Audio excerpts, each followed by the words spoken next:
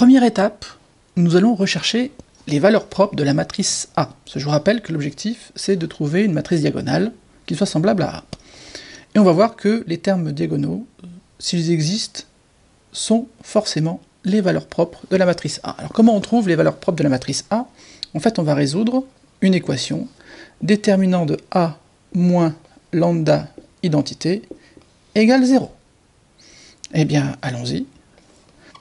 J'écris donc 5 moins lambda, moins 3, 6, moins 4, moins lambda, égale 0. C'est équivalent à quoi? C'est équivalent à 5 moins lambda, facteur de moins 4, moins lambda, plus 18, égale 0. C'est équivalent à, je développe, je remets tout ça en ordre, ça me fait donc lambda 2, les termes en lambda, j'ai moins 5 plus 4, ça fait moins lambda, et en constante, j'ai moins 20 plus 18, ça fait moins 2, égale 0. J'ai donc un trinôme du second degré, je calcule le discriminant, B2 moins 4AC, donc ça fait 1 plus 8, ça fait 9, ça fait 3 au carré. Je vais donc avoir deux racines réelles distinctes, je vais donc avoir lambda 1 qui vaut moins B, ça fait 1, plus racine de delta sur 2, ça fait donc 2, et lambda 2 qui vaut 1 moins 3 sur 2, ça fait donc moins 1. J'ai donc deux valeurs propres, distinctes, 2 et moins 1. Nous sommes en dimension 2.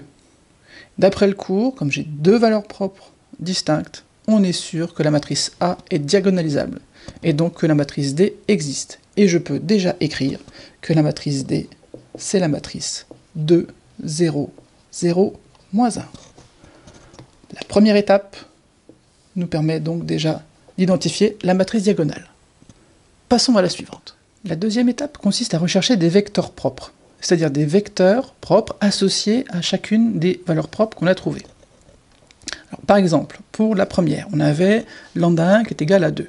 Donc je vais chercher un vecteur U1, vecteur propre associé à la valeur propre lambda 1. Ça veut dire que j'ai A U1 égale lambda 1 U1. Ça, c'est la définition d'un vecteur propre. Je vais donc supposer que mon vecteur U1, il a pour coordonnées x1 et y1, et je vais écrire le fait que AU1 égale lambda 1 U1. Eh bien, allons-y. Ça veut dire que j'ai 5x1 moins 3y1 qui vaut lambda 1, c'est 2, donc 2x1. Deuxième coordonnée, 6x1 moins 4y1 égale à 2y1. C'est équivalent à quoi? 3x1 moins 3y1 égale 0. Et en dessous, 6x1 moins 6y1 égale 0. On voit bien que les deux équations sont équivalentes, donc je peux même me permettre de simplifier par 3. Ça veut dire que j'ai x1 moins y1 égale 0. Ou autrement dit, x1 égale y1. Ça veut dire que j'ai une infinité de vecteurs propres, ça c'est normal, mais ils sont tous collinéaires, et ils ont tous la caractéristique d'avoir x1 égale y1. Donc j'en choisis un comme je veux. Évidemment, je ne peux pas prendre le vecteur nul, ça ne marche pas, sinon après, je ne vais pas avoir un vecteur qui va m'aider pour la suite. Donc je vais prendre x1 égale 1, et donc du coup, c'est aussi y1. Donc je prends un vecteur propre, associé à la valeur propre lambda 1, qui est égale à 2, et je vais prendre 1, 1. Pour la deuxième valeur propre, on fait exactement la même chose. Sauf que là, on change de valeur propre. Je vais donc avoir, si je pose U2, c'est x2, y2. Je vais donc avoir AU2 égale lambda 2 U2, donc moins U2. Et si je traduis ça en termes de coordonnées, je vais donc avoir 5x2 moins 3y2 est égal à moins x2. Et 6x2 moins 4y2 est égal à moins y2.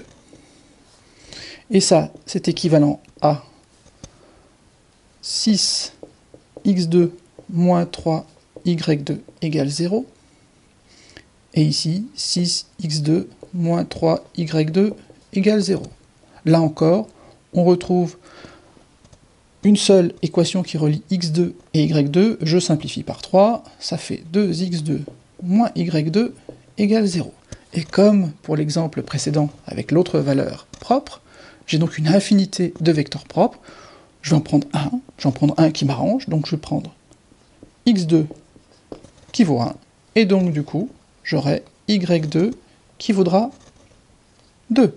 Donc je prends comme vecteur propre le vecteur 1, 2. Et là, je peux vous dire que vous avez fait le plus difficile.